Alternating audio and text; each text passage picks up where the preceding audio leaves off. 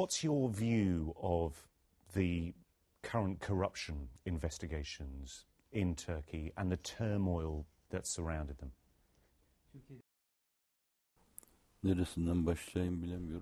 I don't know where to begin. It is certain that there is corruption. Everyone accepts this, from the uneducated to the educated to the elites. Everyone sees and knows what is going on, and no person has the power to cover this up. But I suspect that some people are uncomfortable with the Hizmet movement, and these investigations are being used as a pretext against the movement. The judges and prosecutors overseeing the corruption investigation are being scattered across the country. When these people return to their posts, I suspect they will show their worldviews and outlooks. From among the judges, prosecutors and police that were reassigned, there will be those who have a nationalist outlook, those sympathetic to the Nationalist Action Party, those sympathetic to the ultranationalists. To show the movement as larger than it is, to justify their argument that the movement comprises an alternative or parallel state, they claim that those officials which they have reassigned and flung across the country all belong to one movement. They are trying to scare people by showing the movement as very big. They are trying to break away AK party supporters who are sympathetic to Hizmet. I suspect that they are using these corruption investigations as an opportunity to show their discomfort with the movement. Perhaps those that are doing this today will regret their actions in the future.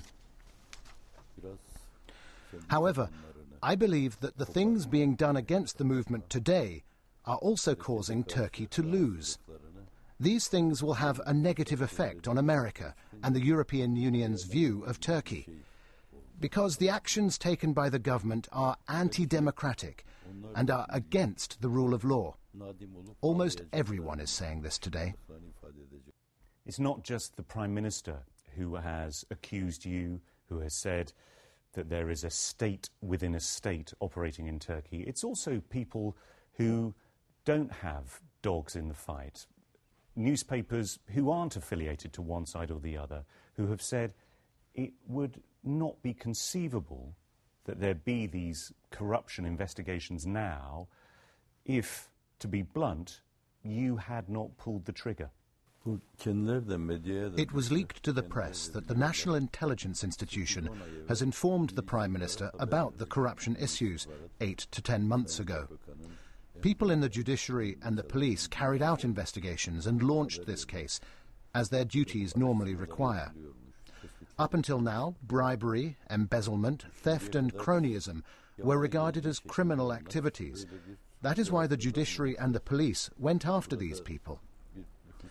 The investigating prosecutors and police did not know that these misdeeds were no longer considered as crimes, and they pursued this matter. This made the government unhappy, and, as a result, they are talking about these officials being a state within a state.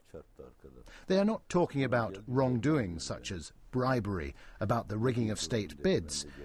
These things are being presented as normal and acceptable. It is not possible for these people to take orders from me. This situation has nothing to do with me. As I have previously said, I do not even know 0.1% of those running these investigations. I can say this wholeheartedly. Isn't it also true, though, that once upon a time you did see a common cause with the AK Party, with Recep Tayyip Erdogan?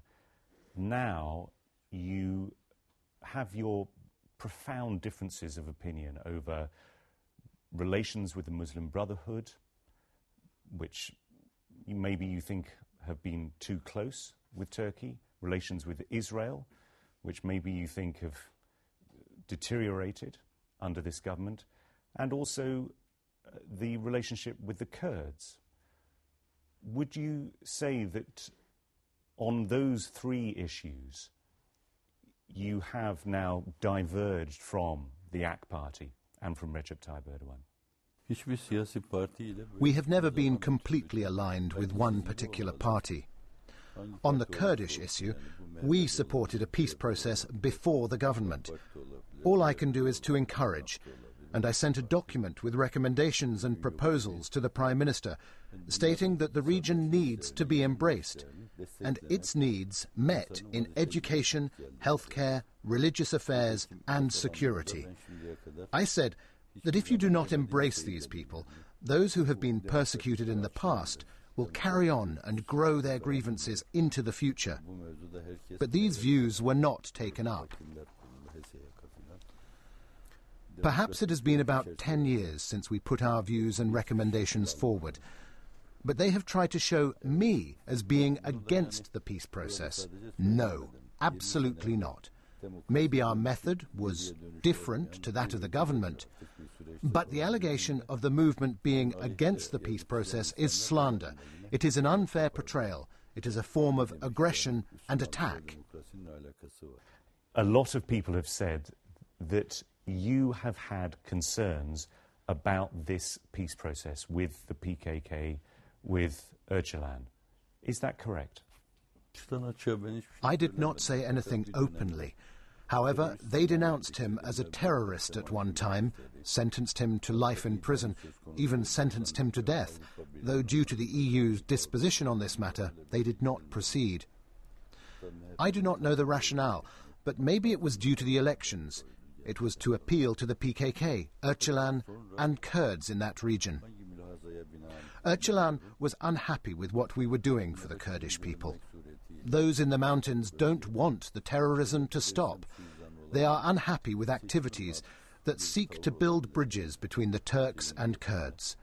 Their politics is to keep enmity between Kurdish and Turkish people. The current administration, in order to have good relations, to look good to the Kurds, and to get their support in the elections, blamed everything on what they call Hizmet, the community or movement. You're here in the United States now. If you were back in Turkey, we've got two big elections coming up this year. We've got the municipal elections and we've also got the presidential elections. Would you be voting for the AK Party? Would you be voting for Mr. Erdogan to become the next president of Turkey? I have had a chance to vote only once in my life. Either I was in jail, or I was on the run, or I was deprived of those rights. If I will say something, it will be this: vote for whoever stands for the rule of law and rights, is upright and sound, whoever is respectful of democracy, who gets along with those around him. If I am to say something, it will be this. But I am yet to decide if I will even say this. Other than that, I would consider it an insult against people's foresight and reason to tell them which party to vote for. Everyone can see what is going on.